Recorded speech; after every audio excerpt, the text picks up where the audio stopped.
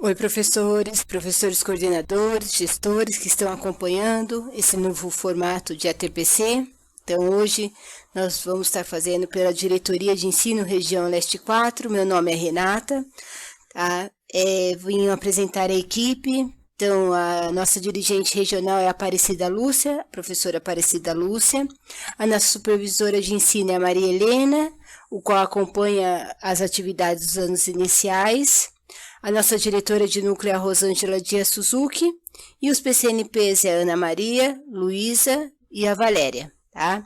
A Luísa e a Valéria começaram agora com a gente, tá? Elas vão se apresentar para vocês. Então, a nossa equipe está completa, lembrando que a Ana Maria, ela está de licença-prêmio, por isso que ela não está participando dessa formação à distância, tudo bem? Desde já, nós, em nome da Diretoria de Ensino, eu gostaria de agradecer todo o empenho, todo o envolvimento que vocês estão fazendo para que, de fato, toda essa formação chegue até o professor, automaticamente, todo o movimento que o professor está fazendo em relação às aulas também estão chegando aos alunos, nós estamos acompanhando, algumas professoras coordenadoras encaminham para nós todo o material, mostrando todo o desenvolvimento que vocês vêm fazendo, tá? Desde já, em nome da equipe, eu parabenizo a todos. Muito obrigado e assim é com muita admiração que nós temos com vocês. Então, primeiramente, professores, agradeço novamente a oportunidade de estarmos batendo um papo com vocês, tá? Então, hoje, o que nós preparamos para você, né? Na pauta que nós colocamos mensagem. Ninguém caminha sem aprender a caminhar, sem aprender a fazer o caminho, caminhando, refazendo e retocando o sonho pelo qual se pôs a caminhar. Então, quem escreveu essa frase para nós repensarmos um pouquinho essa mensagem, desculpa, foi Paulo Freire. Então, o que nós preparamos hoje para a gente conversar um pouquinho na ATPC, tá? Nossos objetivos apreciar uma situação de leitura em voz alta, refletir sobre os procedimentos de leitura para que os alunos possam se apropriar das características constitutivas dos gêneros textuais, refletir sobre as modalidades de leitura e seus procedimentos, analisar e ampliar os saberes a respeito das características constitutivas dos gêneros parlentas, cantigas e notícias, refletir sobre os possíveis encaminhamentos para a organização de situações de leitura e refletir sobre o planejamento e acompanhamento de ações a serem desenvolvidas à distância, o qual vocês já estão fazendo, tá? A gente vem aqui apenas dar algumas sugestões, bater um papo, né? Igual nós colocamos lá, que como vocês já tem isso, a gente vai estar só refletindo, só analisando, então a gente já traz para a gente repensar um pouco, né, nessas modalidades de leitura e as estratégias, tudo bem? Então é esse o conteúdo que a gente vai abordar. A nossa primeira atividade é a leitura em voz alta, tá? Feito pela professora coordenadora Valéria, tá? Então ela é a nossa PCNP, ela que vai falar sobre um pouquinho da leitura inicial. Nós escolhemos um tema, trabalhei muito, dormi pouco, comi mal e me sinto culpado. Então aí ela vai falar um pouquinho quem é Ruth Manos e vai fazer a leitura inicial para nós, tá? Então eu passo a palavra agora para a Valéria. Olá, pessoal. Tudo bem com vocês? Eu espero que todos estejam bem. Eu sou a Valéria. Alguns já me conhecem, porém estou ansiosa para conhecer os demais e espero que isso seja em breve. Hoje a leitura inicial será de Ruth Manos, do livro Um Dia Ainda Vamos Rir de Tudo Isso. Ruth Manos nasceu em São Paulo em 1988. É advogada e professora de Direito do Trabalho e de Direito Internacional. Começou a publicar textos no blog do Estadão em 2014. Atualmente, suas crônicas são publicadas nos jornais do Estado de São Paulo, Correio da Bahia e Observador de Lisboa, cidade onde cursa seu doutorado e vive desde 2015 com o marido e enteado. O texto que escolhemos para ler para vocês: trabalhei muito, dormi pouco, comi mal e me sinto diariamente culpado. Comecei o dia furiosa comigo porque não fui à academia. Era para eu ter acordado mais cedo, enfiado aquele legging e corrido 5 quilômetros. Não consegui, não fiz nada disso. Enfiei uma fatia de pão na torradeira e me culpei por ter colocado um pouco de manteiga em vez de uma ricota magra sem sal. Olhei para minha agenda e direcionei o olhar diretamente para todas as pendências. Documentos que não enviei, faturas que não emiti, contratos que não revisei, e-mails que não respondi, ligações que não retornei. Não fazia nem meia hora que eu estava acordada e já era uma lamentável devedora de mim mesma. Entrei no banho com a cabeça acelerada e uma dose semi-invisível de raiva de mim mesma porque nunca consigo cumprir minhas metas intermináveis. Parecia que eu nunca havia feito nada na véspera, quando, na verdade, fiz muito. Percebi que havia algo de muito errado nisso e disparei mensagens nos meus grupos de amigos perguntando se eles sentiam a mesma coisa. As respostas foram unânimes. Todos se sentem absolutamente devedores de si mesmos. Entramos numa lógica cruel que funciona mais ou menos assim. Praticamente, não importa o que a gente fez de bom. Só importa aquilo que ficou faltando. Tudo que ficou faltando grita dentro da nossa cabeça como se estivesse escrito em caixa alta. Hoje eu trabalhei muito, mas não fui à academia. Hoje fui à academia, mas comi aquelas porcarias no almoço. Hoje eu comi bem, mas não entreguei o relatório. Hoje eu terminei o relatório, mas não liguei para minha avó. Hoje eu falei com a minha avó, mas não resolvi aquelas coisas do banco. Hoje eu fui ao banco, mas acabei trabalhando pouco. Hoje trabalhei muito, mas dormi pouco. Hoje dormi bem, mas acordei tarde. Começa a dar uma certa falta de ar, uma angústia que se instala entre o estômago e a garganta e que nos diz que somos pouco, que fazemos pouco, que concretizamos pouco.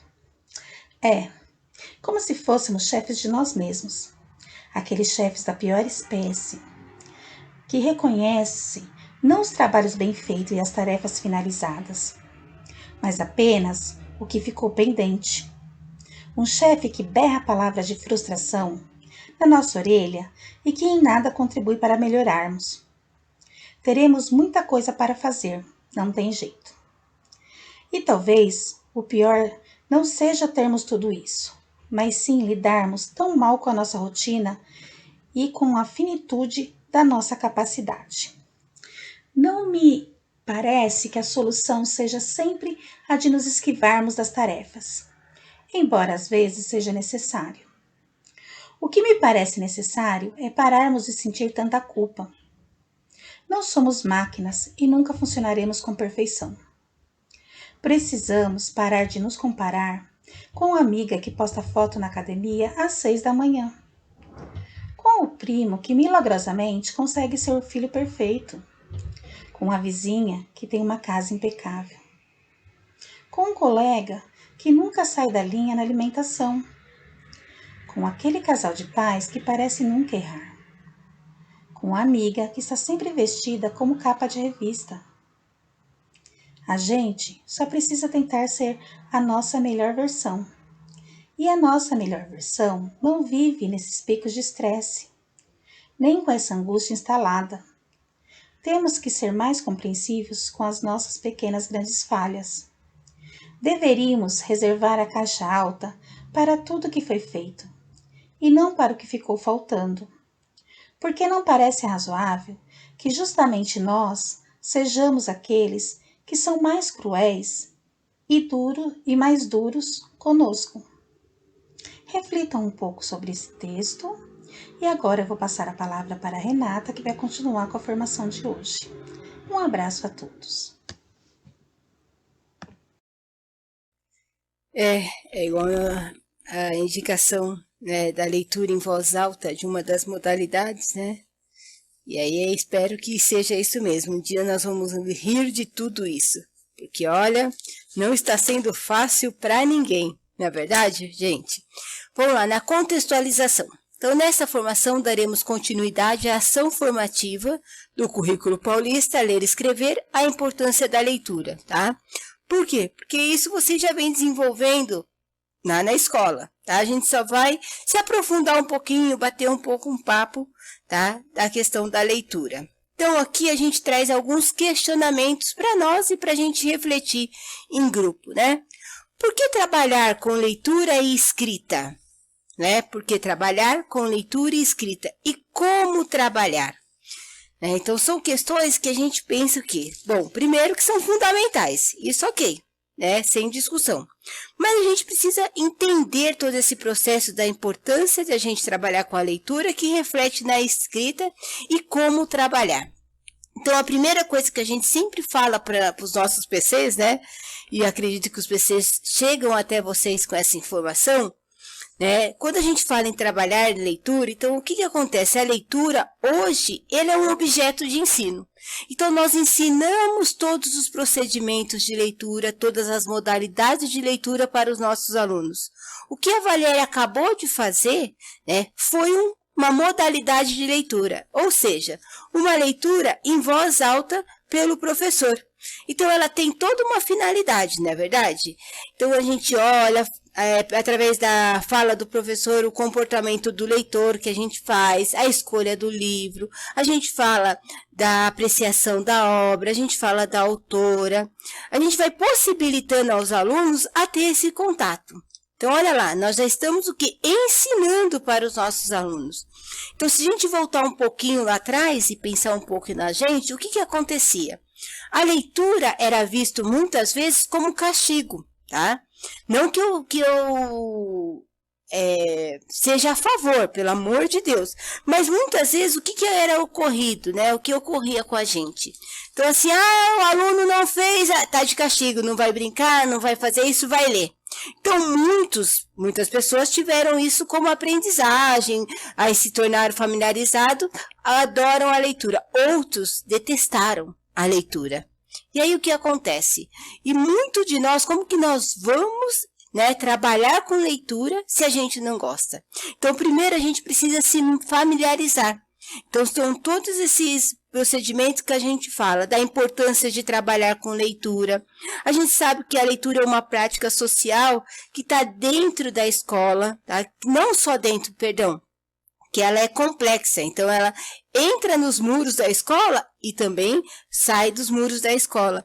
Então, o que acontece diante disso? A gente tem uma diversidade textual, a gente tem um leque aí, se a gente olhar para essas práticas sociais. Então, a gente tem que ficar bem claro isso para a gente, da importância de se trabalhar com a leitura. E quando a gente desenvolve essa leitura, automaticamente a gente tem o quê? Bons escritores. Né? Não é bem isso que a gente fala muito para os nossos alunos? Aquelas pessoas que leem bem, aquelas pessoas que leem bastante, elas têm uma certa facilidade para escrever. Então, olha lá, uma está associada à outra. E é interessante que a gente trabalha com a leitura até mesmo para os nossos alunos sem eles saber ler, porque a gente desenvolve muito a oralidade. Olha lá, e aí os alunos, através da oralidade, eles vão colocando o pensamento deles, vão apropriando-se dos termos, vão apropriando-se do vocabulário, e aí com o tempo se torna mais fácil para eles se tornarem bons escritores, né? E a gente tem outra pergunta também, né? E como trabalhar? E aí a gente cai nas questões do quê?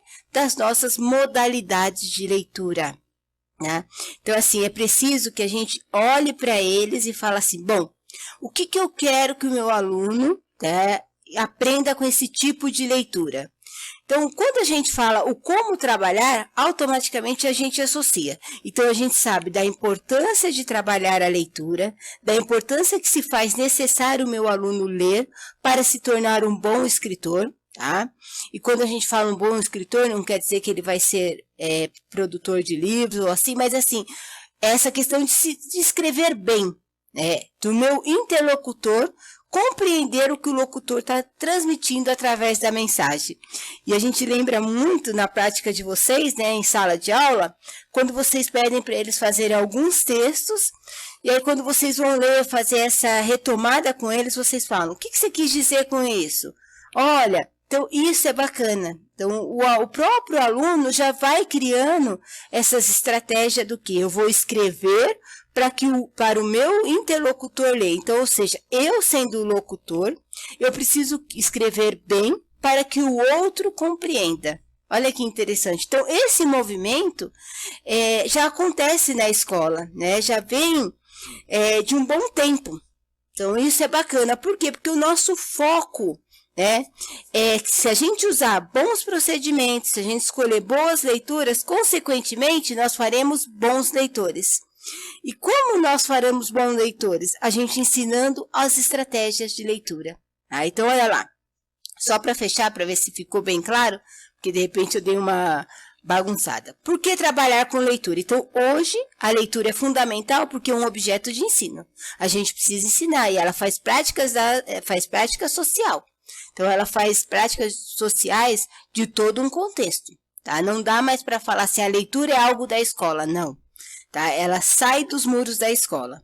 E como trabalhar? Aí a gente traz para nós refletirmos a importância do quê? De trabalhar com as modalidades.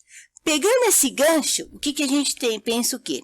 Se a gente faz um bom trabalho com a leitura, a nossa finalidade é formar bons leitores e automaticamente eles se tornam competentes. E vai elencando, automaticamente eu tenho bons escritores e depois eu tenho bons produtores de texto, o qual o outro compreende toda essa leitura. Tá? Aí o que acontece? Diante disso, né, quando a gente fala dessa finalidade de trabalhar com a leitura, a gente tem todo um passo a passo. Então, eu quero formar bons leitores para, consequentemente, essa formação se transforme em bons produtores de texto, tá? Em bons escritores e em texto o qual o outro possa compreender, que vem agregando nas práticas de leitura. Então, o que a gente precisa pensar? Então, formar bons leitores é algo que requer condições favoráveis para a prática de leitura, que não restringe muitas vezes nos materiais ali disponíveis que eles têm. Então, vai além. Então, a gente volta um pouquinho para os nossos gêneros textuais, né? Principalmente quando a gente fala desses formarem bons leitores, a gente fala muito da questão dos suportes que vêm em relação à escrita, não é verdade? Então, o que o livro auxilia, quais são os materiais impressos, tudo que vem agregar a esse aluno para que ele comece a selecionar boas leituras. Isso vocês fazem com muita precisão, né? Então, quando a gente vai trabalhar com qualquer texto que seja, o que a gente faz? A gente faz toda uma seleção, a gente lê, a gente prepara, a gente tem uma finalidade para que chegue até o nosso leitor. Então, olha o nosso trabalho que a gente vem desenvolvendo através para se tornar uma comunidade de leitores, mas não só uma comunidade de ler pelo ler, mas bons leitores, né? Ou seja, leitores proficientes, leitores competentes. E aí, igual eu comentei, a leitura vem e fornece a matéria-prima para quê? Para a escrita. Como eu já comentei lá atrás, né? Quem lê muito, escreve bem. Isso é fato, né? A gente observa muito bem isso. O que a gente tem que tomar cuidado é direcionar muitas vezes os textos. Que muitas vezes nossos alunos escrevem, mas não sabem o que estão escrevendo, ou começa a se perder. E é muito interessante essa colocação que eu vou fazer agora, quando a gente pega um texto, né? E aí a gente está fazendo uma leitura compartilhada / colaborativa com os nossos alunos, onde eles têm os textos e onde a gente está fazendo algumas perguntas e às vezes eles colocam algumas situações que você fala assim, tá no texto? Volta lá, né? Marca para a professora, onde que você leu isso? Ou em que momento você escutou a professora mencionar isso? Então, são situações que a gente vai olhando bem para que o aluno fale assim, olha, não foge do seu contexto da escrita. Você tem um começo, um meio e um fim. Então, a gente não pode se perder muitas vezes na escrita, e às vezes a gente se perde, tanto na fala quanto na escrita. Então, a gente sempre tem que ter esse direcionamento, né? E a leitura vai contribuindo para esses modelos, ok? E aí a gente fala assim, bom, a gente já viu a importância de trabalhar com a leitura, como trabalhar e como realizar o trabalho com a leitura, né? Que é algo que a gente também, os professores coordenadores, já abordaram muito com vocês no texto da Kátia Bracklin, né? E ela traz assim, modalidades organizativas de leitura. Então, ela traz o quê? Todo um quadro de modalidades de trabalho, atividades de leitura, que automaticamente reflete na escrita. Então, vamos pensar um pouquinho. Quando a gente fala de qualquer leitor experiente, ele consegue analisar a sua própria leitura. Então, ele consegue ir e vir no texto quando ele está escrevendo, e até mesmo na sua própria leitura. Então, se ele não entendeu, ele consegue voltar. Mas, infelizmente, os nossos alunos ainda não têm esse procedimento, tá? Então, eles precisam disso. Muitos só têm a decodificação. Tá? Então, eles apenas decodificam, eles conseguem observar a diferença e decifrar os códigos, ok. Mas quando a gente pede algo para compreender, para sintetizar, para buscar algumas informações do texto, muitas vezes o nosso aluno se perde. E aí a gente, como eu falei lá, o aluno se perde, né? Então, só voltando um pouquinho. Então, como realizar o trabalho com leitura para que esse aluno, ou qualquer leitor experiente consiga analisar, a gente trabalha muito com as modalidades de leitura. Então, o que a gente propõe? Várias vezes a gente conversando com os coordenadores, junto com vocês, a gente pensa o quê? O professor precisa, dentro da sua rotina, ter a sua leitura diária e semanal. Por quê? Porque ele trabalha, essa necessidade dos alunos lerem regularmente, com diferentes textos e com diferentes finalidades. Então, eu quero que ele leia um artigo de jornal, eu vou ter tal finalidade. Eu quero que ele leia uma parlenda, então eu vou ter tal finalidade. Então, quando a gente fala com diferentes finalidades, a gente já seleciona o texto e já traz. Quando a gente fala da leitura colaborativa, trabalhar as capacidades de compreensão do texto, Então, é a mesma situação, a gente prepara antes o texto, a gente seleciona o texto e aí a gente já tem um objetivo. Quando a gente fala da leitura programada, e muitas escolas fazem bastante isso, que a gente pega um livro e aí naquele dia da semana, naquele horário, a gente já tem esse movimento, Por quê? Porque a gente tem o objetivo de trabalhar a ampliação da proficiência dos alunos, ou seja, de textos mais extensos. Quando a gente trabalha a leitura de escolha pessoal, então, a mesma situação, a gente traz diversos gêneros, coloca lá na mesa, ou leva até a biblioteca, para eles já terem essa autonomia, e muitos vão em busca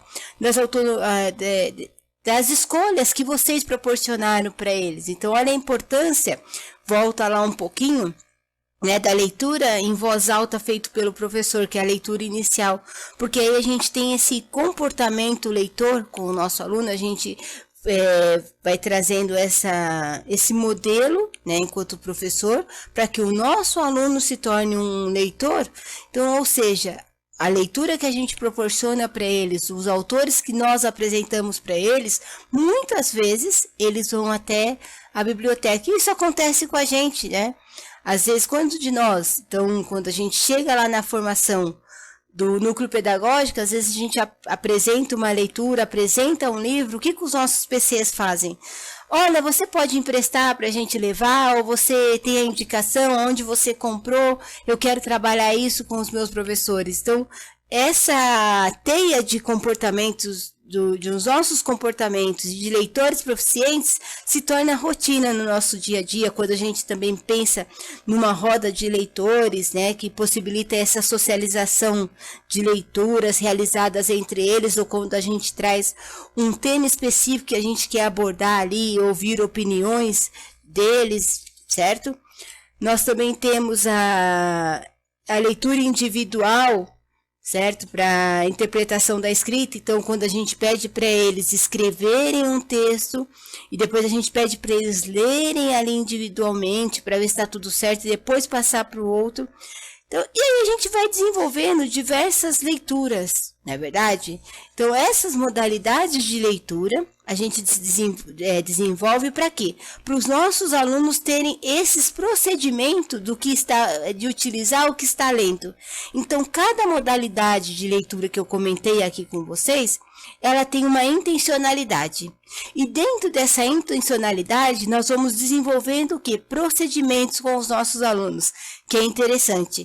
Então, tem situações que a gente fala assim para os nossos alunos, olha, então quando a gente vai lá ler uma parlenda na lousa, né? Eu vou focar mais agora no ciclo de alfabetização, que a Luísa vai estar explicando melhor isso.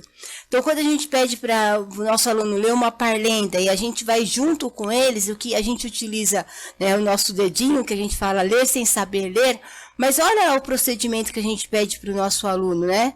Aonde que está a professora leu tal palavra? Então, ele vai com o procedimento que nós utilizamos de ler com o dedinho e vai apontando. Circula essa palavra, né? Aonde que você encontrou? Como que você chegou até ela? Então, são esses procedimentos que a gente vai aguçando. E como que a gente faz isso? Utilizando a leitura compartilhada. Então, eu estou lendo e eu estou perguntando para o meu aluno, né? Ou então, quando eu faço uma leitura com eles ali em uma roda de leitores, e aí nós vamos trabalhando muito a oralidade, depois a gente passa para a escrita, olha lá. Então, nós vamos ensinando diversos procedimentos para os nossos alunos, para que eles se tornem bons leitores. Então, assim, o decodificar, muitos, ok, às vezes já até domina, né, que ele já consegue identificar as palavras, decifrar, ok. Mas o que a gente precisa, né? Além de decodificar e de decifrar? Que ele tenha uma leitura fluente, que essa leitura seja bem feita para ele compreender. Olha lá, então a gente está falando o quê? Eu falei de todas as modalidades para eu chegar nesses procedimentos. Então, olha a minha intenção. Para cada modalidade de leitura que eu escolho, ela tem uma intenção. E aí eu preciso avaliar se essa intenção está pedindo lá com as habilidades da AP, que é bem interessante, porque um dos fatores que a gente sempre bate na tecla com os nossos professores coordenadores, a gente discute muito, né, pessoal, que o nosso grande problema, às vezes, não está na escrita. Tá? Então, as hipóteses de escrita, muitas vezes nós estamos avançados. O grande problema é quando a gente passa para produtores textuais e principalmente quando algumas questões requer só a leitura do aluno.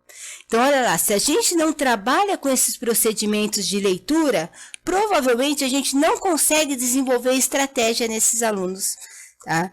E aí se torna bem mais difícil. Então, quando a gente tem uma leitura fluente, a gente envolve uma série de estratégias. Seleção, antecipação, inferência e verificação. Então, a gente vai conversar um pouquinho sobre isso, né? Então, olha lá. A primeira coisa que eu acho bem bacana, né? Quando a gente está preparando, então vamos pensar. Essa formação que nós preparamos para vocês, que a gente sentou, analisou, você conversa com a Marilena, conversa com a Rô, nós, entre os PCNPs, conversa, fala, olha, o que a gente quer, o que a gente quer atingir. Então, a gente tem o quê? Faz toda essa seleção com vocês. E vocês a mesma coisa, né? Então, vou pegar um exemplo bem simples, né? Quando a gente pegou a leitura inicial, então a gente quis provocar mesmo, né? Então, um dia vamos rir de tudo isso, né? Por que será que nesse momento, a gente escolheu esse livro? Por que a gente está selecionando?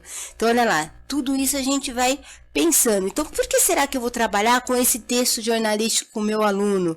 O que eu quero que ele entenda? Então, essa seleção, o que acontece? Nós, professores, vamos fazendo para que os nossos alunos vão criando essas estratégias e esse comportamento. Então, onde que a gente observa muito isso? Quando a gente leva os nossos alunos na biblioteca ou quando a gente traz a biblioteca até a sala de aula. Eu não sei se é correto falar biblioteca, sala de leitura, o que seja, mas a ideia deu para pegar, não é verdade? A ideia de pegar esse aluno, tá? O qual ele já comece a selecionar texto, o qual ele já tem esse procedimento, quem ensina isso? Sim, é isso mesmo, vocês, professores, tá? Porque vocês já têm esse movimento. Olha lá que bacana. Então, esse movimento já faz parte do quê? Quando vocês vão fazer o planejamento de vocês. Vocês não pegam qualquer texto. Vocês têm todo um texto para aquela habilidade, para atingir aquele específico. Então, aquela ação específica, aquela habilidade que está defasada, eu não posso pegar qualquer texto.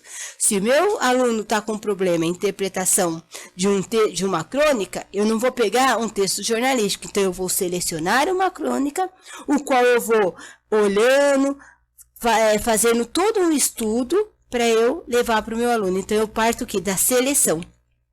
E quando a gente fala antes da antecipação, a gente sempre fala muito com os nossos alunos.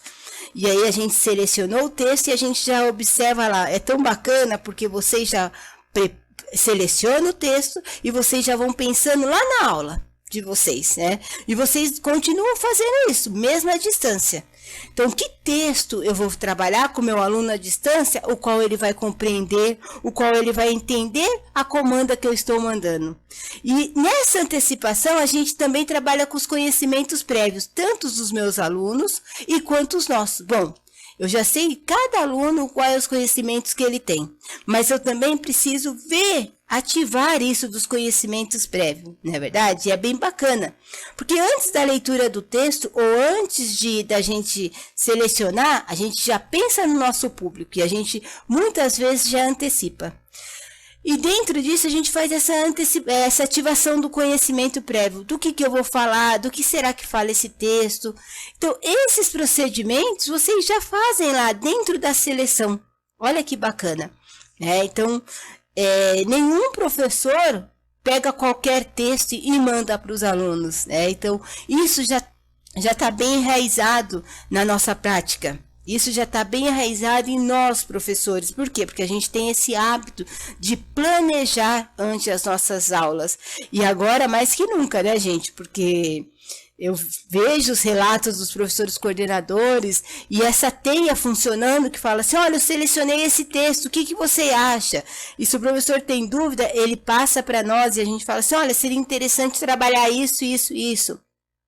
Se o aluno não tem esse domínio, então vamos pensar dele grifar algumas palavras. Então a gente vai dando procedimentos à distância. Ou até mesmo a gente fala assim, pede para o professor gravar, né? Volta no texto, no parágrafo tal. Então são essas estratégias que vocês vão fazendo junto com os alunos. E isso é fantástico.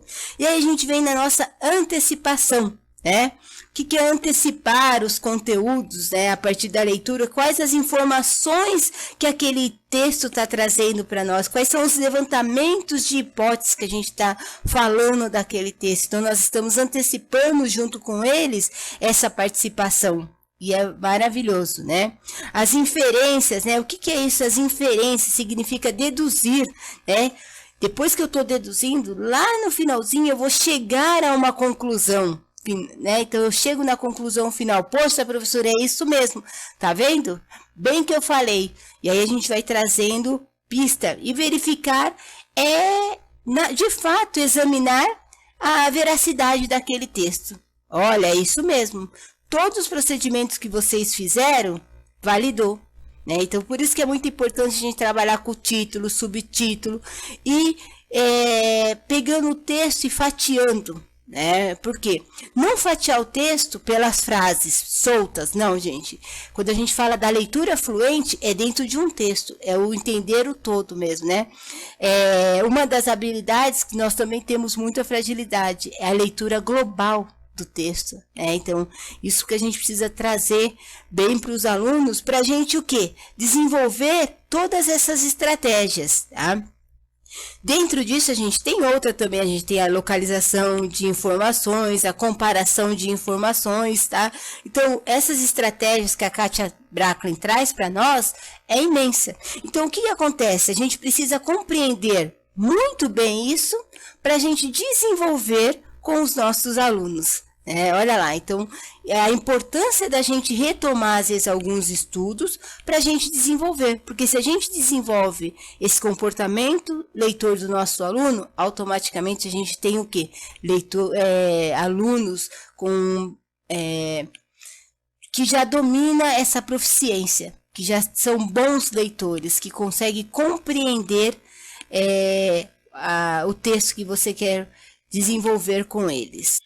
Bom, deixa eu dar uma corridinha que o tempo aqui tá sendo tudo calculado e só são 50 minutinhos, né? Então, olha lá. Diante de tudo aquilo que a gente falou, né, de como ativar, consequentemente, a gente consegue formar bons leitores quando a gente pega esse leitor e desenvolve tudo isso que nós mencionamos lá.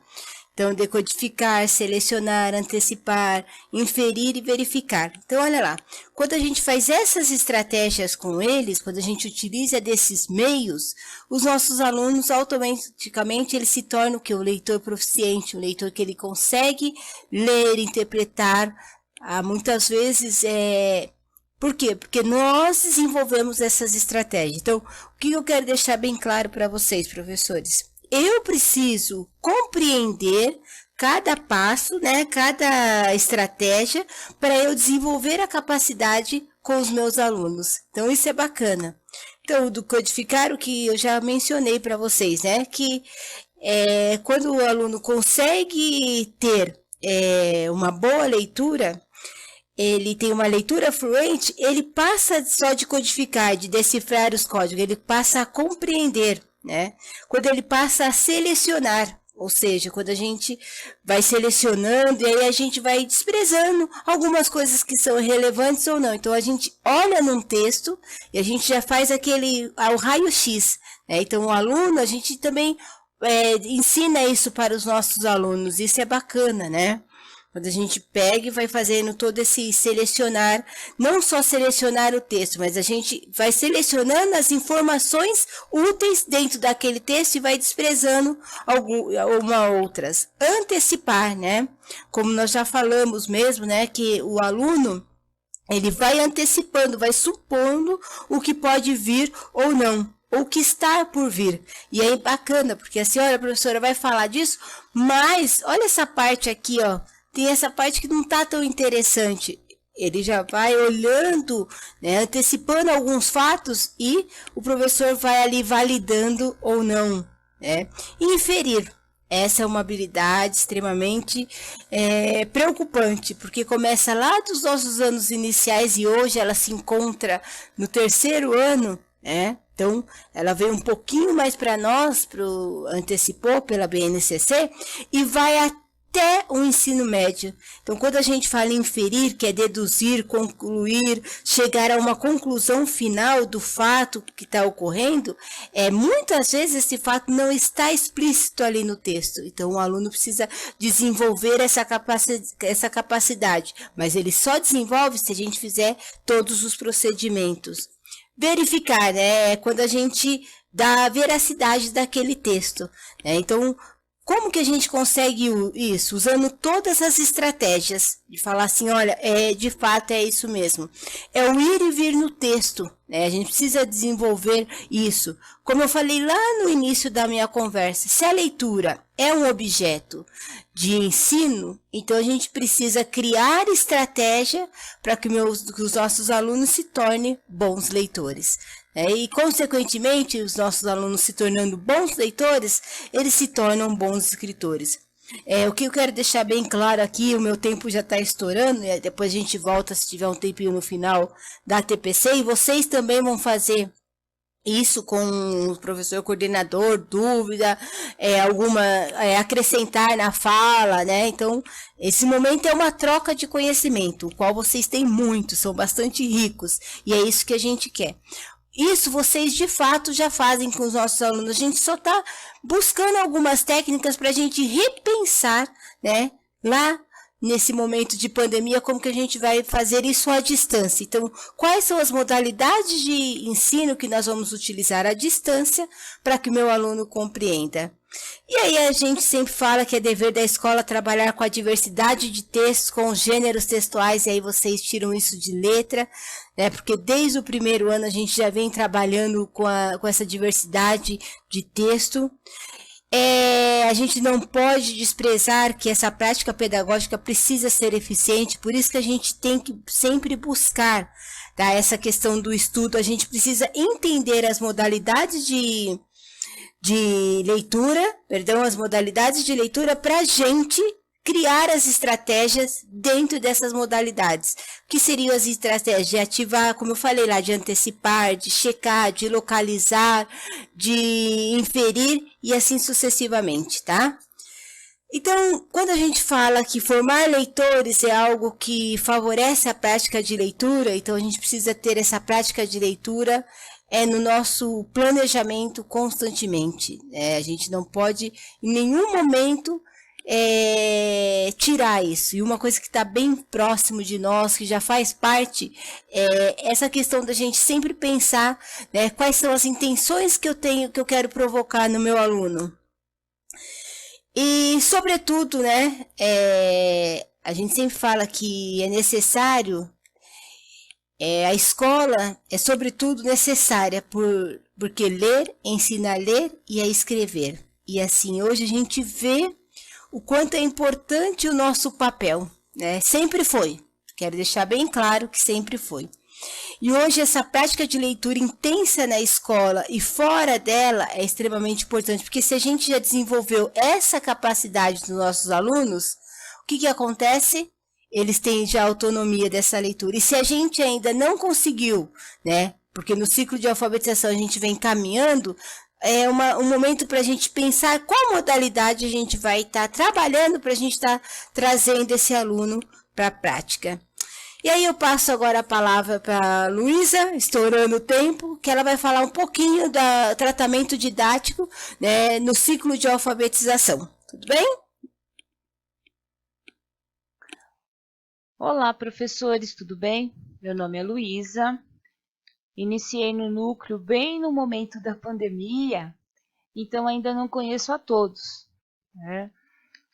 Porém, acredito que alguns professores já me conheçam das escolas às quais eu já lecionei, que é a Escola Pedrosa, a Escola Fontana e a Escola Marisa de Mello. Espero que essa situação termine em breve para que nós possamos retomar as atividades presenciais, né? Bem, dando continuidade à pauta, vou falar agora sobre gêneros textuais e procedimentos de leitura. Procedimentos de leitura e de escrita de textos. O primeiro texto do primeiro ano, atividade sugerida, é leitura e escrita de cantigas e parlendas. A atividade foi retirada do material Ler e Escrever, né, do aluno. Gênero parlendas e textos de cor. Atividade 1, Pai Francisco. Depois de cantar essa linda cantiga, sua professora irá ditar algumas palavras para você circuladas no texto. Bem, por se tratar do primeiro aninho, sabemos que eles ainda não têm o domínio da leitura, né? Mas, porém, o gênero proporciona que este aluno leia mesmo sem saber ler, por se tratar de um texto de memória. E quais procedimentos leitores essa atividade proporciona, né? Proporciona situações reais de leitura com cantigas e parlendas, permite que os alunos estabeleçam uma relação entre o oral e o escrito. O contato com o texto permite que o aluno, ao refletir sobre o funcionamento da escrita, A reflexão constante possibilita resolver estratégias de leitura, né? Por quê? Porque ele começa a ler, mesmo sem saber ler, fazendo as antecipações do que pode estar escrito, como ainda não dominam o sistema de escrita, eles vão o tempo todo utilizando de informações sobre o sistema da escrita. Eles se baseiam no próprio nome, no nome de coleguinhas, isso quando estão em sala de aula, ou de experiência própria, né? Que eles trazem também lá da sua casa, o nome da mãe, leitura de rótulos, as coisas que ele tem mais contato, familiaridade, o que ele consome. Então, ele acaba fazendo aquela leitura mesmo sem saber ler. Então, ele vai fazendo essas correlações. O interessante é que a criança compara palavras, seleciona, olha para todas as pistas que ele tem, até que ele consiga verificar o que está escrito, o que foi solicitado para ele. E então, o que eu deixo aqui a dica, né? Eu acredito que seja interessante que os professores enviem listas de presença com o nome dos alunos, né? Porque é mais um material, mais um elemento para ele fazer as correlações. Quando ele está em sala de aula, esse material é disponibilizado em sala, né? Nós sabemos que tem lá o alfabeto, tem a lista de chamada, a lista com todos os nomes de todos os alunos. Então, é mais um elemento para ele se basear, fazer correlações com que letra começa, com que letra termina, certo? O segundo texto para o segundo ano é uma parlenda, né? A comanda aqui ela é direcionada mais se o professor estivesse em sala de aula. Lembrando que também é um texto de memória, é uma brincadeira, né? E a criança já deve ter vivenciado isso. As orientações, né? Os procedimentos serão os mesmos, né? O professor também nesta atividade ele pode estar solicitando não apenas uma palavra, né? Que a criança grife uma palavra, mas por se tratar do segundo ano, o professor já pode pedir um verso, alguns versos, né? Que a criança grife alguns versos.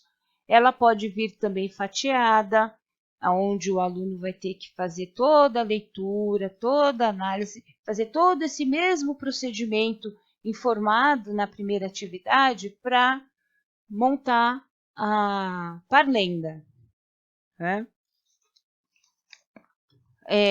Porque o aluno mesmo, também no segundo ano, sabemos que ainda temos alunos que ainda não sabem ler, né? Ainda estão iniciando ainda nesse processo de leitura, mas já tem os procedimentos leitores, que é ler da esquerda para a direita, acompanhar cantarolando ou recitando, se for no caso uma quadrinha, onde poderia estar a palavra que a professora pediu para ele encontrar, para ele localizar, né? Então, mesmo sem saber ler, ele vai poder também fazer essa atividade com os textos fatiados, por se tratar de um texto de memória, né?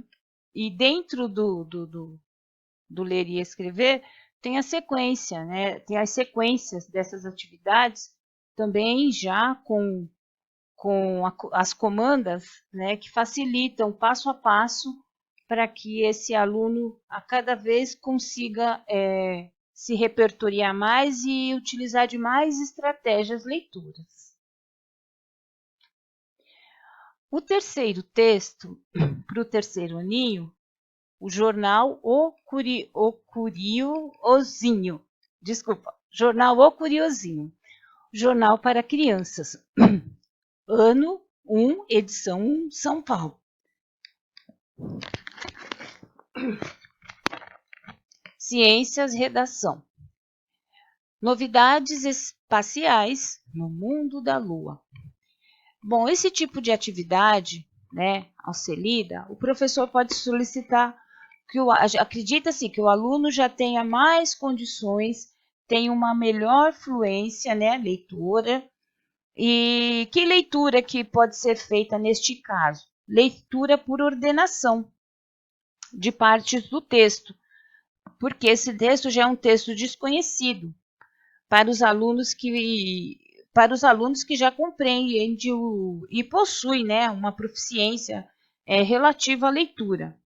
Essa atividade ela possibilita a tematização de articuladores que estabeleçam relações de coesão, de coerência entre os outros textos. Nesse tipo de leitura, o professor pode fazer o quê? Dar um grau de complexidade maior, né? Adaptando as possibilidades ao aluno, vai se ajustando ao aluno, o agrupamento por meio da qual será realizado. Fazer a leitura onde o aluno vai encontrar informações implícitas ou explícitas. Acredito que no momento, né, a implícita seja mais adequada, né? Então ficam estas sugestões. As ferramentas para que nós possamos levar os nossos alunos a adquirir estratégias de leitores, elas são de modalidades que facilitem, né, a compreensão, que ele já comece a fazer essa associação do real e o escrito. Todas essas atividades foram retiradas do material do aluno, do ler e escrever, onde as sequências, né, são bem pertinentes e cada uma segue um grau de desafio compatível para que o aluno vá despertando, né, vá fazendo correlações e vá se apropriando da escrita e da leitura, né, que são simultâneas. Bem, assim eu encerro